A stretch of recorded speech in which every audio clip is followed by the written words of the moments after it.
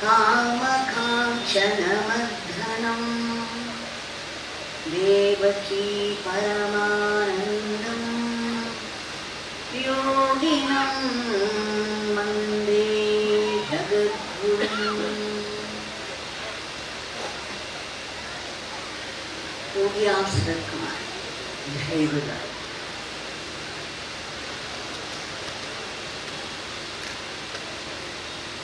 எனக்கு இதெல்லாம் ஒரு கனவு மாதிரி இருக்கு. இன்னும் அந்த ஒரு சென்ஸ் ஆஃப் ரியாலிட்டி வரல. சேலம்ல இருக்கோம் அப்படிங்கிற நினைப்பே எனக்கு பெரிய பிரமிப்பாகவும் கனவாகவும் இருக்கு. 31 வருஷத்துக்கு அப்புறம் இந்த இடத்துக்கு சுவாமியோட ஒரு கோவிலுக்கு வந்து இந்த மாதிரி மெய்யன்பர்களுக்கு முன்னாடி உட்கார்ந்து பகவானை பற்றி பேசுவோம்னு நினச்சி பார்த்துருப்போம். அதனால எனக்கு இன்னும் ஒரு சென்ஸ் ஆஃப் ரியாலிட்டி வரல. ஆனால் வாழ்க்கையே ஒரு கனவு தானே. இந்த வாழ்க்கையை நம்ம அத்தனை பேருமா சேர்ந்து காணுற கனவு. தினம் ராத்திரி நம்ம பார்க்குற கனவு இருக்கே, அது இண்டிவிஜுவல் கனவு. ஆனால் இந்த வாழ்க்கை இருக்கே, நீங்கள் எல்லாரும் எனக்கு முன்னாடி உட்காந்துருக்கீங்க, உங்கள் முன்னாடி நான் உட்காந்துருக்கேங்கும்போது இது எல்லாருமா சேர்ந்து காணக்கூடிய இந்த கனவு. இதுதான் வேதாந்தம் அப்படி சொல்கிறது, இந்த வாழ்க்கை ஒரு கனவு அப்படிங்கிறத. ஆனாலும் நமக்கு இது ஒன்று தான் இப்போ ரியாலிட்டி. இப்போது சுவாமிஜி சொன்னார், இந்தியா பாரத பூமி. பாரதம் அப்படின்னு சொன்னாலே ஆன்மீக ஒளியில் திளைக்கிற நாடு, திளைக்கிற நிலம் அப்படின்னு அர்த்தம். அப்படிங்கிறதே ஒளிதான். இதில் வந்து சுவாமிக்கு, யோகி ராமகிருஷ்ண சுவாமிக்கு பிடிச்ச விவேகானந்தோட ஒரு பதில் எப்போவுமே அவர்கிட்டேருந்து ஒரு இடின்னு சிரிப்பார்னு கிவாஜி அவர்கள் சொல்வார். நம்ம பகவானை பற்றி சொல்லும் பொழுது இடின்னு சிரித்தார் அப்படின்னு. அந்த மாதிரியான ஒரு சிரிப்பு சுவாமி கிட்ட அலை அலையா எழும்பி கொஞ்ச நேரம் இருந்து பிறகு அடங்கும். அது என்னன்னா, விவேகானந்த சுவாமி நாட்டை ரொம்ப புனிதமான நாடுன்னு எனக்கு தெரியும். ஆனால் நான் வெளிநாட்டுக்கு போன பிறகு என்ன ஃபீல் பண்ணேன்னா, பாரத மண் புனிதமானது, பாரதத்தில் இருக்கிற காற்று புனிதமானது. இது அத்தனையுமே அவர் அப்படி சொல்லிட்டே வர. ஒரு இடத்துல நான் படித்தேன் என்னன்னா, ஒருத்தர் வந்து சுவாமி விவேகானந்த கிட்ட கேட்குறேன். அது கொஞ்சம் நான் இங்கிலீஷில் சொல்கிறேன், அது அப்புறம் முடிஞ்ச அளவுக்கு தமிழில் சொல்கிறேன். ரொம்ப பெருமை பேசிக்கிறோம். What has India been doing for ages? நம்ம மேலை நாடுகள்லாம் சயின்ஸ் அண்ட் டெக்னாலஜியில் அவ்வளோ பெரிய முன்னேற்றத்தை அடைஞ்சிருக்கு, டெவலப்டு கண்ட்ரீஸ்லாம் சொல்கிறோம். ஆனால் உங்கள் இந்தியா என்ன பண்ணிருக்கு, எத்தனை காலங்காலமாக என்ன பண்ணியிருக்கு அப்படின்னு ஒருத்தர் ரொம்ப ஒரு இறைச்சியாக கேட்குற. அதே ஸ்பிரிட் விவேகானந்தர் தான் அதானே, வீரம் தானே, வீர விவேகானந்தர் பட்டுன்னு வருகிறார். What is India been doing for ages except producing sages? இந்த மாதிரி நம்மளால் பதில் சொல்ல முடியுமா? விவேகானந்தருக்கே உரிய ஞானம் அது. அது வந்து அதாவது என்ன அர்த்தம் தமிழ்லன்னா, இந்திய நாடு என்ன பண்ணிட்டு காலங்காலமாக என்ன பண்ணிட்டு இருக்குன்னு கேட்குறியா? என்ன பண்ணிட்டு இருக்கு? சயின்ஸ் அண்ட் டெக்னாலஜிலாம் இல்லை, மகாத்மாக்களை உருவாக்கி அப்பேற்பட்ட தேசம். சுவாமி அடிக்கடி சொல்லுவார், வந்து மெஷின் மேக்கிங் எஜுகேஷன் நமக்கு வேண்டாம், மேன் மேக்கிங் எஜுகேஷன் தான் வேணும். சிவானந்த சுவாமி அதை ரொம்ப வலியுறுத்தி பேசுவார். சுவாமியும் சொல்லுவார், அவர்கிட்ட யாராவது பிஇ படிக்க போகிறேன், அது படிக்க போகிறேன், இது படிக்க போகிறேன், வெளிநாட்டுக்கு போகணும்லாம் வந்தால் கேள்வி பண்ணுவார், ஓ மெஷின் மேக்கிங் எஜுகேஷன் படிக்க போறியா அப்படின்னு. அதனால் சுவாமி வந்து விவேகானந்தருடைய இந்த பதில், India, what has India been doing for ages except producing sages. அப்படியே ஃபீல்ஸ் ஆஃப் லாஃப்டர் வரும், ஒரு கேஸ்கேடிங் அப்ரோரியஸ் ஃபீல்ஸ் ஆஃப். அவர் நிறுத்துறது கொஞ்ச நேரம் ஆகும், சுவாமியால் முடியாது. அதனால அப்பேற்பட்ட நாடு சுவாமிஜி சொன்ன மாதிரி பாரத பூமி, புண்ணிய பூமி, வேத பூமி. அதனால இதுல பலவிதமான ட்ரெடிஷன்ஸ்ல, சம்பிரதாயங்கள்ல பலவிதமான மகாத்மாக்கள் இன்னைக்கு பிரயாக்ராஜ்ல பார்த்து மாளல நமக்கு. அப்படி கூட்டம் கூட்டம் கூட்டமா இந்த ஸ்பிரிச்சுவல் இந்தியா, ஆன்மீக இந்திய நாடு அந்த இடத்துல கோட்டி கோட்டியா நிரம்பி அத்தனை வெரைட்டிஸ் நம்ம பார்க்குறோம், அத்தனை அதிசயங்கள் அங்கே நடக்கிறத பார்க்குறோம். இதுதான் என்னுடைய இந்திய நாடு. இதில் காசிலேருந்து இப்போ நமக்கு சிவானந்த சுவாமி இங்கே சவுத் இந்தியாவிலேருந்து கிளம்பி இதில் ரிஷிகேஷில் போய் தங்கினார். அங்கே காசியிலேருந்து கிளம்பி இங்கே திருவண்ணாமலையில் இருந்து அருளாட்சி ஸ்பிரிச்சுவல் மினிஸ்ட்ரி யோகி ராம் சரத்குமார் பண்ணினார். அந்த பகவான் அடிக்கடி சொல்லுவார், சின்ன வயசில் முதல்ல அவருக்கு ராமகிருஷ்ணரை பற்றின ஒரு புஸ்தகம் கல்யாண கல்பத்தரு அந்த சமயத்தில் பப்ளிஷ் பண்ணியிருந்தது. அவர் கையில் 12 வயசு தான் அவருக்கு. அவர் 12 வயசு இருக்கும்பொழுது அந்த புஸ்தகம், அந்த பிச்சைக்காரன் அந்த புஸ்தகம் படித்தேன்னா, இந்த ராமகிருஷ்ணர் அந்த சுவாமி வாண்டரிங் டேஸில் வேலூர் மட்டுக்கு போய் அந்த ராமகிருஷ்ணனோட ஷ்ரைனில் பார்க்கும் பொழுது அவருக்கு அப்படியே ஓவர்வெல்மிங்காக ரொம்ப எக்ஸ்ட்ராட்டிக்காக ஆகி அந்த இடத்துல விழுந்து புரண்டார். சுவாமி சொல்வார், அப்படி இருக்கார் அந்த இடத்துல ராமகிருஷ்ணன். இந்த பிச்சைக்காரர் விழுந்து விழுந்து புரண்டே எல்லாரும் அப்புறம் தூக்கிட்டு. அந்த மாதிரி ஒரு கனெக்ஷன். இன்னொரு கனெக்ஷன் ராமகிருஷ்ணா மட்டுக்கு என்னன்னா, சுவாமி ஏற்கனவே சின்ன வயசுலேருந்தே இந்த கங்கை கரையில இருந்து தியானம் பண்ணிட்டு இருக்கிறது வழக்கம் இருக்கு. அந்த வில்லேஜில் இருக்கக்கூடிய அந்த மற்ற பசங்கள்லாம் அப்பா கூட போய் அந்த வயலில் வேலை செய்யறது, மாடு மேய்க்கிறது, இப்படிலாம் இருக்கும் பொழுது இந்த குழந்தை மட்டும் அந்த ஆற்றங்கரையில் ஒரு மூலையில் கண்ண முடின்னு உட்காந்துக்கணும். அதெல்லாம் சாதாரணமாக நடக்கக்கூடிய விஷயமே இல்லை. இந்த கப்படியா பாபா ஒரு கப்படு கையில் வச்சுப்பாரா எப்போவுமே. போய் வீடு வீடாக போய் ரோட்டி தேன் அப்படின்னு பாரு. அதனால்தான் அவருக்கு கப்படியா பாபான்னு பேர். அவரை பார்த்தாலே அந்த குழந்தைகள்லாம், மற்ற குழந்தைகள்லாம் பயந்து ஓடி போயிடுமா. ஆனால் இந்த குழந்தை கிட்டக்க போய் ரொம்ப பவ்யமாக கையை கூப்பிட்டு உட்காந்து ஆசீர்வாதம் பண்ணணும்னு கேட்கணும். அந்த மாதிரி கப்படியா பாபா தான் முதல்ல இது பண்ணியிருக்கார். இந்த கதையெல்லாம் உங்களுக்கு ஏற்கனவே தெரியும் நிறைய. அதனால் அது உள்ளே போக வேணாம். எதுக்கு சொல்ல வரேன்னா, அன்னைக்கு இந்த தமிழ்ச்சங்கம்லாம் பேசுகிறோம் இல்லையா, நம்ம கொஞ்ச நாளைக்கு முன்னாடிலாம் நார்த் இந்தியாவும் சவுத் இந்தியாவையும் இணைக்கிற தமிழ்ச்சங்கம்லாம். அதனால் பகவான் அன்னைக்கே ஆரம்பித்து வச்சுட்டார். அவ்வளோ தூரம் காசிலேருந்து தமிழ்நாட்டில் திருவண்ணாமலையில் இருந்து ஒரு அருளாட்சி செய்கிறார். அந்த திருவண்ணாமலையில் பார்த்தாலே சேஷாத்ரி சுவாமிகள் காஞ்சிபுரம் காமாட்சி கிட்டேன்னு வந்தார். ரமண பகவான் மதுரை மீனாட்சி கிட்டேன்னு வந்தார். யோகி ராம் சரத்குமார் காசி விசாலாட்சி கிட்டே. ஆக 3 பெரிய தெய்வீக சக்திகள், டிவைன் மதர், அவளுடைய தவப்புதல்கள்லாம் இந்த 3 பேர் இருக்காங்க. அதுலேயும் சேஷாத்ரி சுவாமிகள் ரொம்ப யோகம் தியானம் அதில் ஈடுபட்டவர். ரமண பகவான் ஆத்ம விசாரம், நான் யார் அப்படிங்கிறத கண்டுபிடிங்க, ஒரு இன்வெஸ்டிகேட்டிவ் செல்ஃப் என்கொயரி பண்ணினவர்.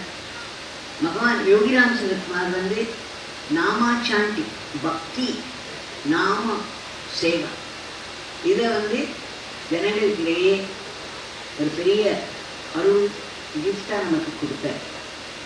ஆக அந்த 3 பேரும் இந்த சமீப காலத்தில் இந்த திருவண்ணாமலையில் இருந்து, திருவண்ணாமலையே ஏற்கனவே ரொம்ப ஒரு பெருமை பெற்ற இடம், ஞான பூமி. இதில் இவங்க 3 பேரும் அருளாட்சி செஞ்சு அந்த இடத்துக்கு அந்த பெருமையை கூட்டி வைத்தார்கள். இதில் என்னன்னா, சுவாமி ஒரு இடத்துல இந்த கோவில் பற்றி எல்லாருக்கும் தெரியும், கணேஷ்புரில் நித்யானந்த சுவாமின்னு தரும். ரொம்ப அன்பிரடிக்டபிள். அவர் அடுத்து என்ன சொல்வார் என்ன செய்வார்னே தெரியாது. அப்படி ஒரு மேட்னஸ் இருக்கும் அவர்கிட்ட.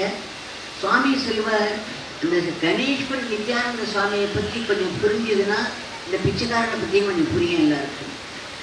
அதே மாதிரி ஒரு பைத்தியமா தன்னை பைத்தியக்காரன் mad beggar, bad beggar, lazy beggar, crazy beggar அப்படின்னு. அதாவது ரொம்ப மோசமான பிச்சைக்காரன், பைத்தியக்கார பிச்சைக்காரன், சோம்பேறி பிச்சைக்காரன். அந்த திரும்ப திரும்ப அதை அப்படி சொல்லி சொல்லி சொல்லி பெருசாக சிரிப்பேன். நீங்கள் எல்லாரும் போய் ஆதமில்லைன்னு சாயந்தரம் வரையும் முளைச்சி சம்பாதிக்கிறீங்க. இந்த பிச்சைக்காரங்க உட்காந்து சிகரெட் குடிச்சுட்டே நான் உங்களுக்கு நீங்கள் போட்ட என்னுடைய அந்த ஒட்டாங்குச்சியில் நீங்கள் தான் போட்ட பைசாவை வச்சு இந்த பிச்சைக்காரன் கட்டுக்கட்டாக சிகரெட்டை வாங்கி உட்காந்து ஊதின்னு இருக்கேன்னா எவ்வளவு சோம்பேறி பாருங்க அப்படின்லாம் சொல்லுவேன். அப்படி தன்னை தானே பயங்கரமாக கேள்வி பண்ணிப்பேன். நம்ம ஏமாந்து போயிடக்கூடாது. அதனால எதுக்கு சொல்ல வரேன், அவர் அந்த மாதிரி சொல்லும் பொழுது இந்த நித்யானந்த சுவாமியை பற்றி ரொம்ப ஸ்பெஷலாக சொல்லுவார். அவருக்கும் அவருக்கும் ஒரு பெரிய நெருக்கம் இருக்குன்னு தான் சொல்லுவார். அதில் சில விஷயம்ஸ் எனக்கு வந்திருக்கு அதனுடைய இன்ஃப்ளூயன்ஸ்னால. அப்போ அதை படிக்கும் பொழுது பி.வி. ரவீந்திரனுங்கிற ஒருத்தர் நித்யானந்த சுவாமி பற்றி புத்தகம் எழுதியிருக்கார். அதை திரும்ப திரும்ப படிக்க சொல்லுவேன். ஏன்னா பகவான் தன்னுடைய வாண்டரிங் டேஸில் நடந்தது எதுவுமே ரிவீல் பண்ணது கிடையாது. ஆனால் அதை படிக்கும் பொழுதெல்லாம் அதுக்கு ரிலேட்டடாக இவரோட லைஃப்லேருந்து ஏதாவது சொல்லுவார் சுவாமி. அது அந்த மாதிரியான ஒரு தாக்கத்தை அவர்கிட்ட ஏற்படுத்தி அவரே அறியாமல் ஏதாவது ஒன்று ஷேர் பண்ணிடுவார். அது மாதிரி நிறைய விஷயங்கள் லீலைகளில் ரொம்ப சர்வசாதாரணமாக நடந்தது. என்னென்னா இவர் பிச்சைக்காரன் ரொம்ப கந்தல் ஆடையில் இருக்கார் அப்படின்னு இந்த ஒரு பஸ்ஸோ ஒரு ட்ரெயினோ இவரை ஏற்றிக்க மறுத்து கீழே இறக்கி விட்டுருந்தா அதுக்கப்புறம் அதாவது நகர முடியாது. அந்த பஸ் அப்படியே நின்றுடும், அந்த ட்ரெயின் நகர முடியாது. அதுக்கப்புறம் விஷயம் தெரிஞ்சு அவங்க இவகிட்ட மன்னிப்பு கேட்டவங்க தான் அது நகரவே ஆகணும். அந்த மாதிரி நிறைய லீலைகள்லாம் பண்ணியிருக்கார். ஆனால் அதெல்லாம் எதுவுமே பகவான் வெளியில் சொல்ல மாட்டார். அதில் அவர் என்ன சொன்னார்னா, இந்த புஸ்தகத்தை கையில் வந்தோடனே தேவச்சி நீ முதல்ல கடைசி சாப்டரை படி, அதுக்கப்புறம் நம்ம முதல் சாப்டர் படி. நம்ம ஆரம்ப சாப்டரை அப்புறமா ஆரம்பிப்போம், முதல்ல கடைசி சாப்டரை படி அப்படிங்க. அந்த கடைசி சாப்டரில் என்ன இருக்குன்னா, நித்யானந்தருக்கு எங்கே பார்த்தாலும் கோவில்கள் வரும். இந்தியாவில் நிறையா கோவில்கள் வரும், வெளிநாட்டிலையும் நிறையா கோவில்கள் வரும். இது திரும்ப திரும்ப படிக்க சொல்லுவார். அப்போ தான் எனக்கு என்ன தோணித்துன்னா, இவர் தன்னை பற்றி தான் இது மூலமாக எனக்கு இந்த விஷயங்கள், ஏன்னா எதுவுமே டைரெக்டாக அவர் எனக்கு சொன்னதே இல்லை. ஏதாவது ஒரு சின்ன லீலை நடத்துவார். அந்த சின்ன லீலையில் அதுவும் அங்கே இருக்கிற விஷயங்களை வச்சு பண்ணுவார். அதில் ஒரு பெரிய உண்மையை, ஒரு ப்ரொஃபவுண்ட் ட்ரூத்தை எனக்கு ஒரு படிப்பினையாக கொடுத்துருவார். அப்படிதான் எனக்கு பழக்கம். அப்போ எனக்கு தோணிட்டு எல்லா இடத்துலையும் இவருக்கு நிறைய கோவில்கள் வரப்போகுது, வெளிநாட்டிலேயும் நிறைய கோவில்கள் வரப்போகுதுங்கிறத சொல்கிறாரு. அதே மாதிரி சுவாமி கிட்டக்க எந்த புத்தகம் கொண்டு போனாலும் இந்த கன்க்ளூடிங் சாப்டர் முதல்ல படி, அப்புறம் we will begin from the beginning அப்படின்னு. அப்போ என்ன அர்த்தம்னா, நம்ம எல்லாருக்குமே கன்க்ளூஷன் இஸ் மேட். அதுக்கப்புறமா இந்த ஆரம்பம், நம்மளோட லைஃபே அப்படிதான். நம்ம பிறக்கும் பொழுதே நம்ம வாழ்க்கையில் ஒரு ஒரு மூமெண்ட் என்னென்ன நடக்க போகிறதுங்கிறது அத்தனையும் ஒரு ப்ளூ பிரிண்டோடு தான் பிறக்கணும். அதில் எல்லாமே இருக்குது, நம்ம வாழ்க்கையில் நடக்க போகிறது அத்தனையுமே இருக்குது. அதுக்கப்புறம் லைஃபுங்கிறது என்னென்னா அன்ஃபோல்ட்மெண்ட், அதனுடைய விரிவான வெளிப்பாடு தான் நம்மளுடைய வாழ்க்கையானது. ஆக சுவாமி பல விஷயங்கள் எனக்கு இன்டைரக்டாக தான் சொல்லுவேன். அதுக்கப்புறம் அதில் இருக்கிற விஷயத்தை புரிஞ்சுட்டு நான் பகவான்கிட்ட சொல்லும் பொழுது அது சரியாக இருந்ததுன்னா அப்படி ஒரு சந்தோஷம் இருக்கும். அவருக்கு ஒரு புன்சிரிப்பு இருக்கும், கையை உயர தூக்கி கொஞ்சம் நேரம் ஆசைப்படுங்க. அதனால் இன்றைக்கி இந்த இடத்துல சேலத்தில் இப்படி ஒரு கோவில் வந்திருக்கிறது. அது மாதிரி பார்த்தா கன்னியாகுமரியில், அதுக்கப்புறம் நாகர்கோவில், திருநெல்வேலி, ராஜபாளையம், மதுரை, சிவகாசி, இப்போ அதே மாதிரி அப்படி இல்லைனாலும் சத்சங்கம் சமித்திகள் அங்கங்கே இருக்குது. இப்போ சென்னையிலே ஒரு 3 இடத்துல வந்துருக்கு. அதனால் இது பார்க்கறதுக்கு ரொம்ப பிரமிப்பாக இருக்குது. இதுதான் ஆரம்பிச்சிருக்காங்க. போக போக போக இது சுவாமி சொல்லி ஒரு மாதிரி எத்தனையோ விஷயங்கள் நடக்க போகுது. இதில் என்னென்னா, இன்னைக்கு இந்த ஒரு சுவாமி கூட இருக்கிறது எப்படி அப்படிங்கிறது ப்ரொஃபஸர் சொன்னார். ப்ரொஃபஸர் ஜி அவர் சொன்ன சுவாமி அருணாச்சல அந்த தீமலை தானே பேர், திருவண்ணாமலை தீமலை. தீமலைன்னா இந்த ஃபயர், அருணாச்சல ஃபயர் தான். அடுத்து என்ன சொல்வார் என்ன செய்வார் தெரியாது. அவர் கோபப்பட்டார்னா எப்படி கோபப்படுவார்னு தெரியாது. அவர் கூட உட்கார்ந்துருக்கும் பொழுதே நமக்கு உடம்பெல்லாம் நடுவும். அவர் எங்கேயாவது நம்ம ஏதாவது அதிக பிரசித்தனம் பண்ணிடுவோமோ அப்படிங்கிற ஒரு பயம் இருந்துகிட்டே இருக்கும். எனக்கு சில சமயத்தில் சத்தமாக முடிச்சு விடக்கூட பயமா. அந்த மாதிரி தான் சுவாமி எல்லாரையும் வச்சுருந்த அந்த இடத்துல இந்த அருணாச்சல பயிர். அதனால it is no picnic to live with a great ஞானி. சுவாமி செல்வர் இந்த பிச்சைக்காரனுடைய ஒவ்வொரு பார்வையும், உதிர்க்கிற ஒவ்வொரு வார்த்தையும், பண்ணக்கூடிய ஒவ்வொரு அசைவும், எடுத்து வைக்கிற ஒவ்வொரு அடியும் இந்த பிரபஞ்சத்தை ஒட்டி இருக்கு, இந்த பிரபஞ்சத்தோட இணைந்து இருக்கு அப்படின்னு சொல்லி. அவரை சுற்றி இருக்கிற அட்மாஸ்பியரே ரொம்ப ஒரு காஸ்மிக்கா இருக்கும். மகாத்மாக்களே ஒரு காஸ்மிக் பீயிங்ஸ் தான். நம்ம எல்லாம் இண்டிவிஜுவல்ஸ், நம்மெல்லாம் தனிப்பட்ட மனிதர்கள். ஆனால் அவர்கள் எல்லாம் இந்த காஸ்மாஸே தான் அவங்களோட உடம்பு, பிரபஞ்சமே அவங்களுடைய உடம்புன்னு சொல்லணும். அந்த மாதிரியான ஒரு காஸ்மிக் பீயிங்ல. அதனால அந்த மாதிரி இருக்கும் பொழுது நம்ம எவ்வளவு ஜாக்கிரதையா இருக்கும். சில சமயம் மணிக்கணக்கில் நம்ம அசையப்பட முடியாது, அப்படியே உட்காந்துருக்கணும். அசைஞ்சோன்னா அவரோட பாதலோட ஒர்க்கை டிஸ்டர்ப் ஆகிடும், நம்ம சட்டுக்கு எழுந்து போக முடியாது. அந்த மாதிரி பல விஷயங்கள்லாம் அந்த அவர் கூட இருந்து அவருடைய வில்லுக்கு மொமெண்ட் டு மொமெண்ட் ஒரு ஒரு நிமிஷமும் அவருடைய சங்கல்பத்துக்கு கட்டுப்பட்டு வாழறதை விட ஒரு பெரிய தபஸ் கிடையாது. அப்படித்தான் இருக்கும். அவங்க அந்த மாதிரி நம்மளை ட்ரெயின் பண்ணி விட்டுருவாங்க. ரெண்டாவது சுவாமி ஒன்று சொன்னார், நேற்று கூட நான் ராமகிருஷ்ணா மட்டில் சொன்னேன். கடவுள் தான் வாழ்க்கையினுடைய லட்சியம். எங்கே வேணால் பிறந்துக்கோங்க, பெரிய பணக்காரராக பிறந்துக்கோங்க, ஏழையாக பிறந்துக்கோங்க, எப்படி எந்த உலகத்தில் எந்த மூலையில் வேணாலும் கடவுளுங்கிற லட்சியத்தை அடையறதுக்கு தான் நமக்கு இந்த உடம்பு. இந்த உடம்புல அந்த மூச்சுக்காது. நம்ம என்னென்னமோ நினைக்கிறோம் கடவுளை சொல்லிட்டு, ஆனால் அந்த கடவுளை நினைக்காம எத்தனை நாளைக்கு இருக்க முடியும்? அதுக்கப்புறம் கடவுள் என்ன பண்ணுவாங்கன்னா ஒரு அடி போடுவார், 2 அடி போடுவார். அந்த அடி வாங்கி வாங்கி வாங்கி கடவுளை நம்ம நினைக்க ஆரம்பிக்கிறவர்கள் அந்த அடி தொடர்ந்துட்டே இருக்கும்.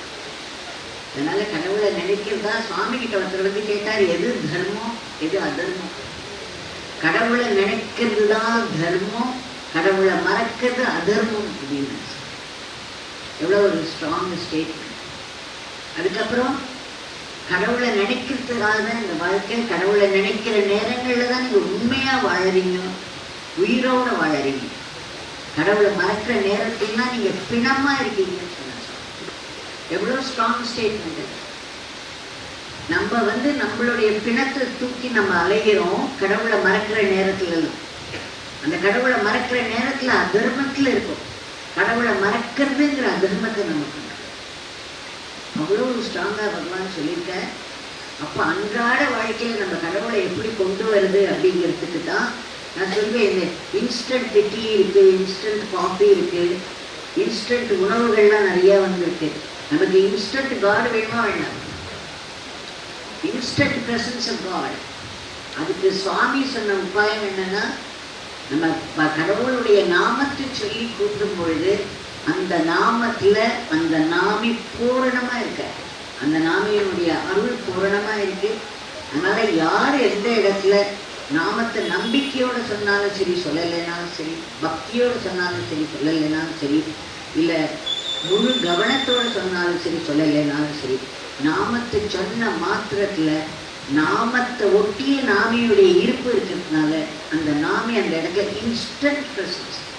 சுவாமியோட வார்த்தை என்னன்னா, when you call out to Rama, Rama is instantly present. When you call out to Shiva, Shiva is instantly present. When you call out to Yogi Ram Saratkumar, my father is instantly present.